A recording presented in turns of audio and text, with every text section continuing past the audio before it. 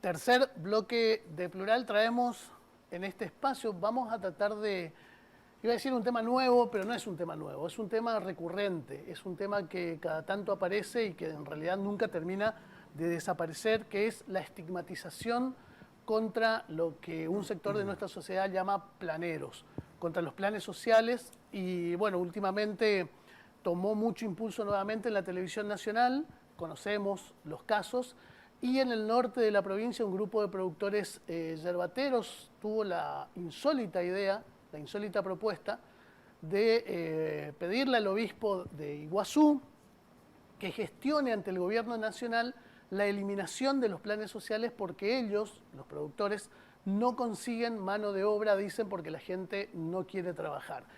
Esa nota, publicada en Misiones Plural, en realidad disparó un montón de respuestas de sectores sociales y no tan o sea, sectores que trabajan con las organizaciones sociales y sectores políticos que rechazaron y repudiaron estas expresiones. Nosotros para este espacio invitamos hoy bueno, un referente, una persona que trabaja muy de cerca o que trabajó muy de cerca con las organizaciones sociales, es abogado, Federico Padolski. ¿Cómo está, Fede? Bienvenido. ¿Qué tal, Raúl? Buenas tardes, gracias por la invitación. Bueno, el tema era tratar de hablar y poner un poquito en contexto de esto, este tema, ¿no?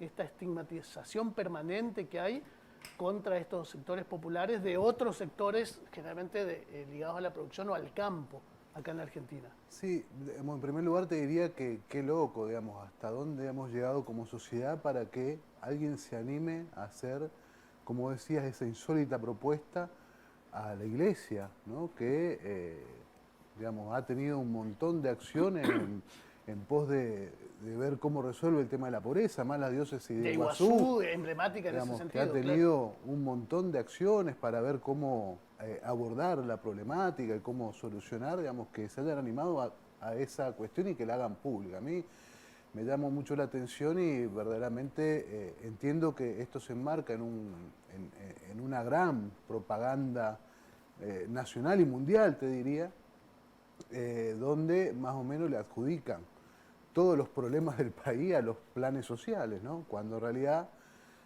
los planes sociales, digamos, son la respuesta justamente a la falta de generación de puestos de trabajo genuinos, ¿no? O sea, ese me parece que es un primer punto. ¿Qué nos ha pasado como sociedad que nos las agarramos con los más débiles? ¿Qué nos ha pasado que los hacemos cargo de sus propias miserias a los miserables, ¿no? Digo, como reflexión. Como reflexión, ¿no? Aparte, lo digo yo, ¿no? Pero esto de hablar de planes sociales para el sector más pobre es lo mismo que los incentivos industriales para los sectores más ricos, pero de eso nunca hablamos, nunca lo vemos, nunca discutimos. Claro, exactamente, lo decía Graciela de Melo, ¿no? La referente de la corriente clasista y combativa, digamos, que verdaderamente, por ejemplo, acá vamos a analizar la provincia, digamos, ¿cuáles son los principales generadores de la pobreza y de la exclusión en la provincia? Porque, digamos, nosotros, por ejemplo, nosotros, cuando me refiero a los movimientos sociales, siempre hemos tenido un montón de alianzas con los sectores de la producción, con los sectores del campo. De hecho, hace poco hubo un acto el 9 de julio, digamos, por el nuevo modelo productivo, donde participaron históricos referentes como Hugo San, está Salvador Torres del MAN, estuvimos todos juntos en la plaza, digamos, peleando por un nuevo modelo productivo.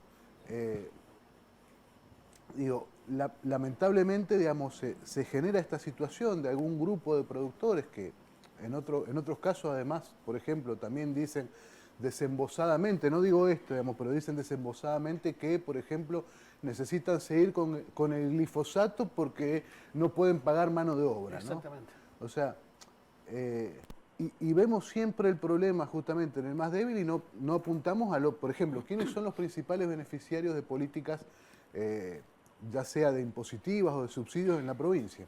Bueno, es el sector foresto industrial, digamos, que a través de la ley 25080, digamos, recibe subsidios para plantar, incentivos, pero no solamente le subsidian, digamos, las plantaciones, sino que además los eximen de todo impuesto, digamos, cualquiera puede revisar la ley 25080 que está, digamos, vigente acá en la provincia. Claro, de hace 20 años, y justamente de hace 20 años, ese sector foresto industrial viene destruyendo la familia agraria Y con la destrucción de la familia agraria viene la expulsión de la gente del campo a engrosar digamos, el campo de los sectores rurales, a engrosar las villas miserias de las ciudades. O sea, entiendo que abordar y plantear el problema como que es el problema de que los planes impiden la levantada de cosechas, me parece que es tener una mirada muy corta y bastante estigmatizante, vale la redundancia. Porque acá hay, yo también voy tirando ideas que recojo de las respuestas que tuvimos a estas notas, están publicadas en Misiones Plural, la cuestión de la estigmatización permanente de la pobreza. Sí, digamos, constantemente. Y bueno, me parece que tiene que ver, y yo te decía, un fenómeno mundial, porque tiene, digamos, fíjate cómo hoy, de alguna manera, se compone lo principal del capitalismo a nivel mundial, digamos, la composición del capital a nivel mundial. La otra vez estaba escuchando un informe de Berkovich, donde señalaba que quiénes son los que han desplazado, digo, después vuelvo al tema, pero quiénes son los que han desplazado, por ejemplo, a los sectores industriales de la escala máxima de lo rico y los que se dedican a la información. O sea que verdaderamente esta manipulación de la información, digamos, que constantemente que nos bombardea con todo esto, ¿viste? Que crean realidades. Que crean realidades, verdaderamente nos ha hecho retroceder a la humanidad mucho tiempo. Digo, hay cosas que se están discutiendo verdaderamente que yo pensaba que ya las habíamos saldado históricamente como humanidad. O sea, discutimos de nuevo el Holocausto, acá se han animado a discutir los 30.000 desaparecidos, etcétera. Entonces, digamos, verdaderamente van atacando y ¿qué pasa? Van generando en los mismos sectores, digamos, que no son muy pudientes, que son de clase media, sectores medios, digamos, que se dedican a trabajar y por ahí, digamos, tienen su capital, su pequeño capital, su empresa y la van remando, le ponen como enemigo al pobre. O sea, hay que, digamos, el problema que tienen es el pobre. Y en realidad, digamos, lo repiten tanto y tanto y tanto que van creando justamente esa realidad y ese sentido, ¿no? O sea, como que han creado un sentido que es muy peligroso desde ya. Federico, cuando uno desagrega, por ejemplo, ese dato, dice, bueno, a ver, pongámosle, vamos al caso este que plantea en particular sobre la producción de la yerba mate. Hoy el kilo de yerba verde para el tarifero está fijado por ley en 8.60. Bueno, muy rara vez llegan a 8.60, pero supongamos que eso es el precio que le pagan al tarifero por levantar la cosecha. ¿Cuántos kilos tiene que hacer el tarifero para poder llegar hoy a un salario que esté, por ejemplo, en la línea de pobreza, que son 90.000 pesos, ¿no? Tiene que levantar más o menos unos 100 toneladas. Claro, unos 100.000 kilos de hierba. ¿Y cuántos, digamos, pueden llegar a hacer eso en un mes? O sea, es muy, digo, o sea, el problema de la producción de la yerba mate, en mi opinión, digamos, tiene mucho más condimentos. De hecho, es contradictorio porque por un lado dice este señor, ¿no?, que falta mano de obra y por otro lado hay otros sectores de la producción que dicen que tienen que meter el glifosato y que no pueden dejar de usar el glifosato porque no pueden contratar mano de obra. Entonces, ¿cuál es el problema acá? Me parece que hay otros elementos que tenemos que analizar y me parece que es hasta obsceno agarrársela con los sectores populares, agarrársela con el pobre, ¿no?, y no ver justamente quiénes son los que nos están poniendo la pata encima, no solamente a los tariferos, sino también a los productores, etcétera, que son los sectores concentrados que se dedican a hacer un monocultivo y que de paso van destruyendo toda nuestra querida Misiones. Estuve hablando con los sectores sociales y no sé si es pura y exclusivamente el ataque de estos sectores hacia el potenciar trabajo, pero el potenciar trabajo es una ayuda de 22 o 23.000 pesos, 22.000 y algo. Sí.